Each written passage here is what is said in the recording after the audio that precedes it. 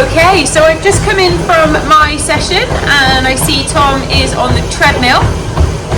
So let's find out a little bit about what he's doing and why. So Tom, do you want to tell us why you're on the treadmill and not outdoors, firstly? Yeah, it's warmer in here. Because obviously I'm on my way back from an injury. I've only had a 7-week period of running after the volcano tri at the beginning of February, with the exception of a couple of test runs before Lanzarote 70.3 and then Lanzarote 70.3 itself, which I've written about, which if people want to know a bit more about, they can have a look at that. But after the 70.3, which was the 19th of March, I had 7 weeks of no running, 4 weeks of relatively intensive treatment from the physio once I returned to the UK, because I have a tibialis posterior tear, which I raced on in Lanza 70.3, but that's another story. And I've got Ironman Lanzarote in 4 weeks today. So I've been back running 8 days, and I've only been running on the treadmill. And today I'm 43 minutes in now.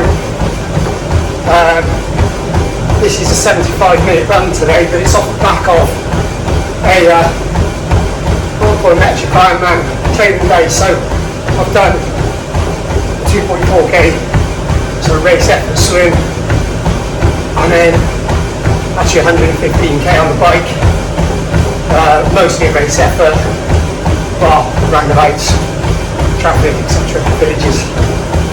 And then I had to make a decision like today whether I did this run, and I said the plan is 75 minutes, but obviously that'll depend much on what my body says. I have built up to this over the last 8 days carefully, and as you can see I'm on the treadmill to limit the risk and the variables. I'm wearing footwear that would normally wear on the treadmill to offer me a little bit more support, and I'm running much slower than I'd normally run. This run at the moment I'm at like 4:45, 4:50k pace. What's that, like a 3:20, 3:25 marathon? Right down in zone 119 BPM. Just because what I'm trying to do is get myself physically and mentally ready in 4 weeks' time to be able to safely start the run at Lanza, and obviously hopefully finish it in reasonable shape.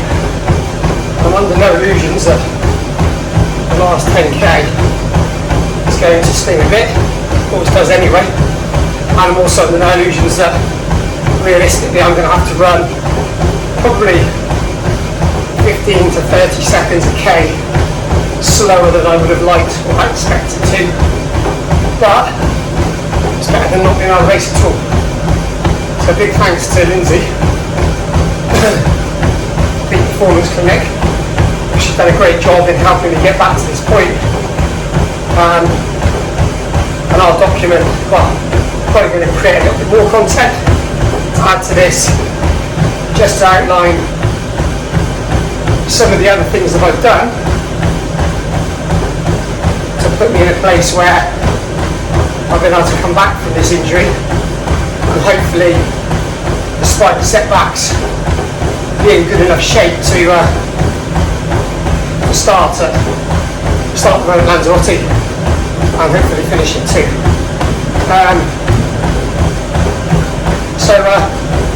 Yeah, I've got another 30 minutes now on here, but I'll be stopping if my body says no. At the moment, touch wood, all is good.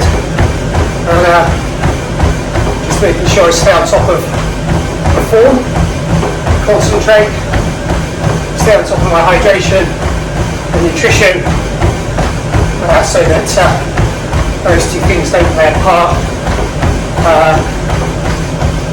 concentration is really important. So you can see I'm running in front of the mirror. You might not be able to see what I am, and that helps me to concentrate on the form. Actually change my form a little, which I'll cover a bit more in the other video, to help me with come back from this. I'm actually running slightly differently than I would normally run, and I said making sure that my body's well fueled, well hydrated, so that again I'm minimising in factors that can impact on you be then able to move on. I think I could run faster than this, but it's not about ego now. This is about discipline. It's about listening to my body.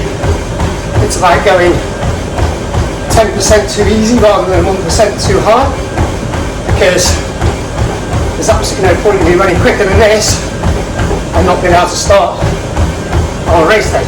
So that's why I said I don't care.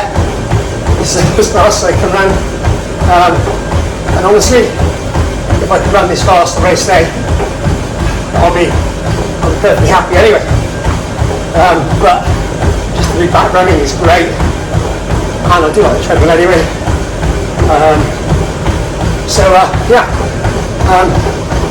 Watch out the other video, or it might be edited into this one, to find out a little bit more about the specifics and the process that I followed from when I got this injury through to today, and hopefully through to Ironman Lanzarote in 4 weeks' time. And fingers crossed, a finish that is under control. So there we go.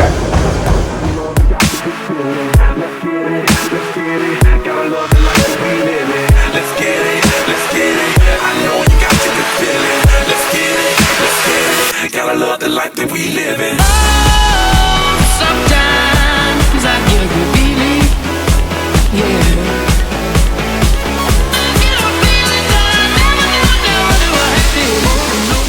I get a good feeling, yeah. Okay, so I can see that you've finished your treadmill session, Tom. So tell us how it went. Did you manage to, did your body let you get to the full 75 minutes, which I think you were aiming for? Yes, I actually went to 84 minutes, which I know sounds a bit random, but I felt pretty good at 75, so thought I'd carry on a little bit longer, but just started to get a little bit of like muscle fatigue in my right leg, which actually isn't my injured leg, but is my weaker leg, towards the end of that run, so I just like stopped before I overdid it. But yeah, obviously pretty pleased. I actually got a bit emotional at one point because it's pretty nice to be able to run for that duration after so long not running, yeah, it went pretty well. Had to concentrate quite hard. It was quite hard to get the balance between allowing what was my injury distract me, so I changed my stride pattern so much that I could pick up a compensatory injury, and forgetting about it enough to just be able to relax and run relatively normally.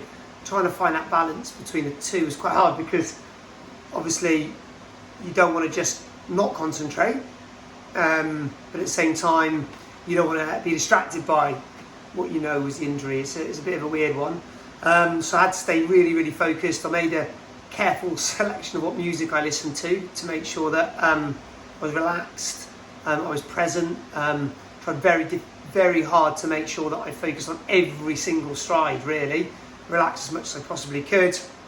Used the mirror to make sure my form was good. Whenever I took a gel, I slowed the treadmill right down and walked. Whenever I took a drink, I did similar, so to make sure that change in sort of functional movement didn't cause me to stumble or lose balance. So yeah, all in all, very pleasing. I'm not out of the woods yet, that's for sure. I've only got 2.5 weeks really to be ready to run a marathon off the bike, but if someone had offered me this 10 days ago, I'd have bitten their arm off. So yeah, pretty happy with that. I'm quite pleased with the choices that I've made so far. So 2 more runs left. I fly out to Lanzarote on Friday. Probably do 2 more runs, 1 short run of 30 minutes, still easy on Monday, and then 1 longer run on the treadmill again on Wednesday, prior to having a final treatment before I got out to Lanzarote. So yeah, it was good, and probably a bit better than what I might have hoped for. So it's been a pretty pleasing day all round. So yeah, good times. So time to fuel Yes. and rest. Time to hydrate, fuel and rest, and have a very easy day tomorrow on Monday, and then yeah. Take the dog's lead Take on the the dog's lead. rest Yeah, and dog's the recovery. master of resting. Logan, What? you resting? Showing Daddy how to rest. Yeah. Good boy.